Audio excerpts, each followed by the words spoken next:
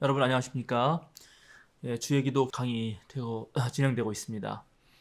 지난번에는 주님께서 우리의 죄를 용서해 주신 것처럼 우리의 죄를 용서해 달라고 하는 기도문을 말씀드렸는데, 그것의 문자적 의미는 비죄탕감이라고 말씀드렸습니다. 실제로 주의 기도를 드렸던 당시 사람들은 정말로 하루 벌어서 하루 먹고 살기 힘든 시대 사람들이었고, 더군다나 원래는 사실은 그냥 백성들에게 내버려뒀으면 서로 상부상조하는 전통에 따라서 잘 살았을 텐데, 로마와 헤롯과 그 다음에 예루살렘을 중심으로 하는 종교 기득권층들의 그런 삼중에 걸친 세금, 그 다음에 착취, 약탈 등등으로 이제 마을 공동체가 해체되면서 서로 빚지는 일들이 많아졌고, 또 빚을 지고 빚을 못 갚자 서로 그 불신 관계가 생겨나면서 마을 공동체가 해체되게 이르렀죠. 예수님은 그 부분을 가장 안타까워하셨습니다. 어떤 면에서 예수님의 하나님 나라 운동은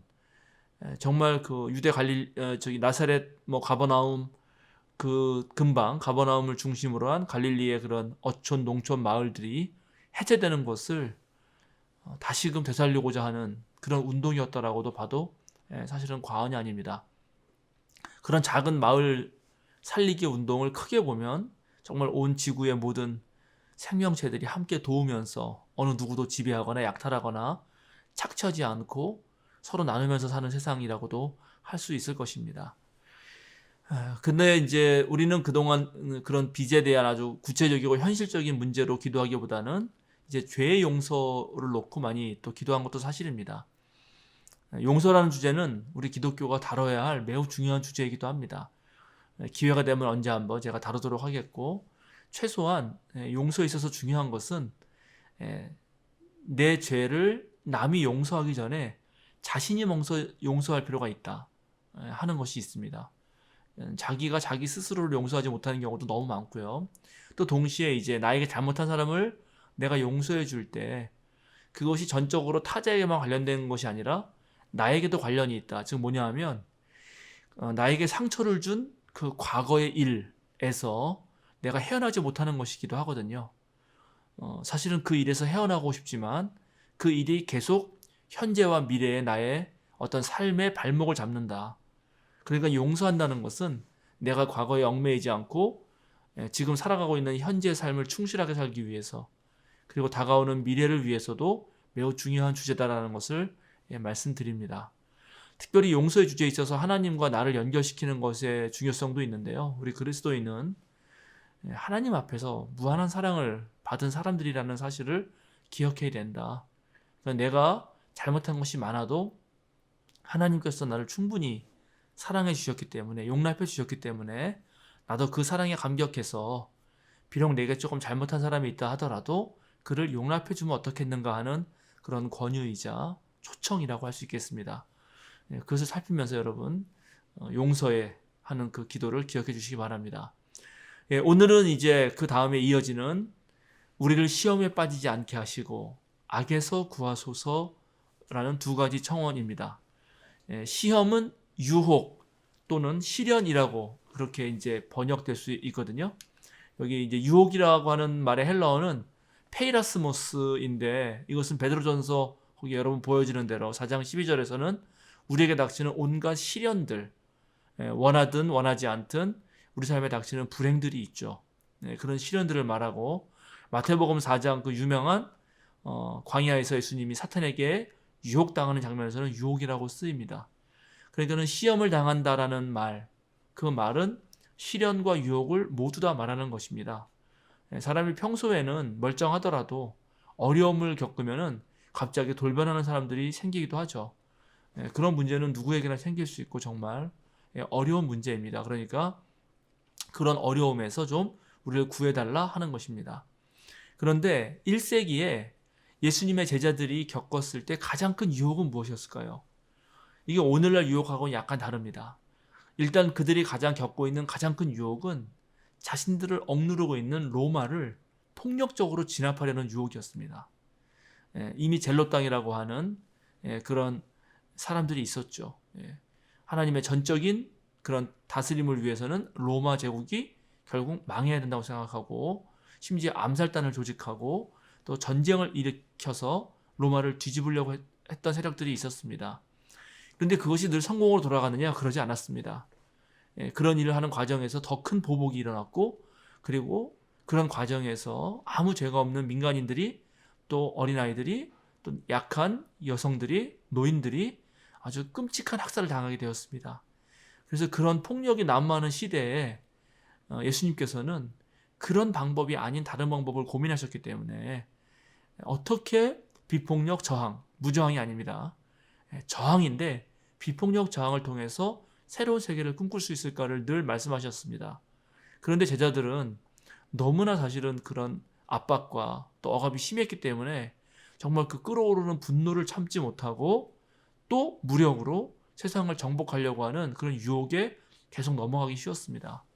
그래서 오늘 이 주의 기도에서 가장 큰 유혹, 시험은 바로 그런 시험이라고 할 수 있을 것입니다.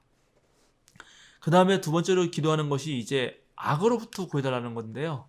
이 악은 외부의 악을 말하는 것입니다. 이거는 곧 당시에 박해를 말하는 거죠. 그러니까 그리스도교가 처음 생겨났을 때 유대인들과 그리스도인들을 구별하지 못한 로마는 유대인들을 박해하면서 그리스도인을 함께 박해했고요. 또 유대교 내부에서는 그리스도교가 이제 예수님을 유일하신 하나님과 거의 동일선상에서 신앙 고백을 하기 때문에 이것은 유일신 신앙에 위배된다고 해서 박해를 했습니다.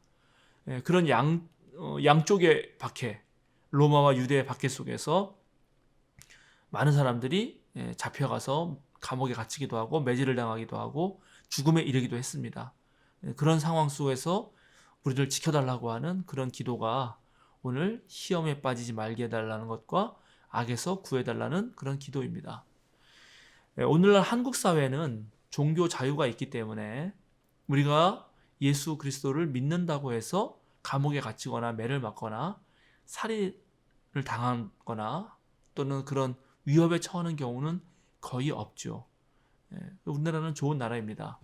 그러나 그 대신 우리 내부에서 또는 우리 스스로가 잘못해서 생기는 많은 유혹이 있는 것 같습니다. 과연 오늘날 우리들의 신앙을 위협하는 가장 큰 유혹은 무엇일까요? 아마 그 첫 번째로 제 생각엔 돈일 것입니다.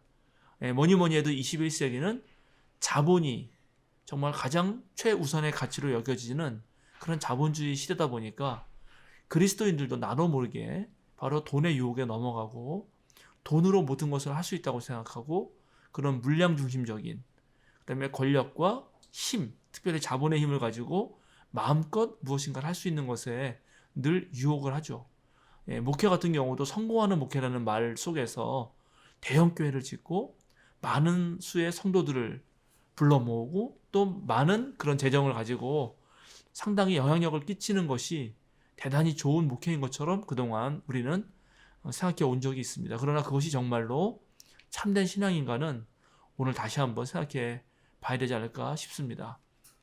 그래서 오늘날 다시 우리가 하나님 앞에서 기도해야 되는 것, 정말 우리 내부에서 생기는 우리가 우리 자신도 모르게 자본주의 유혹에 넘어간다든지 또는 베드로가 그 예수님의 변모산상에서 말했던 것처럼 우리끼리 좋으니까 여기에 그냥 머물러 안주하다든지 그런 유혹 빠지지 않게 해달라는 것, 그리고 더불어서 정말로 불의한 세상에서 정의를 외치면서 올바로 살아가려고 할 때, 정말 예수님의 말씀대로 살아가려고 할 때 생기는 온갖 억울한 일들과 그다음에 박해와 오해와 그런 모욕 같은 것들을 우리가 참아낼 수 있고 또 그런 곳으로부터 건져내달라고 하는 기도는 여전히 유효하다고 생각합니다.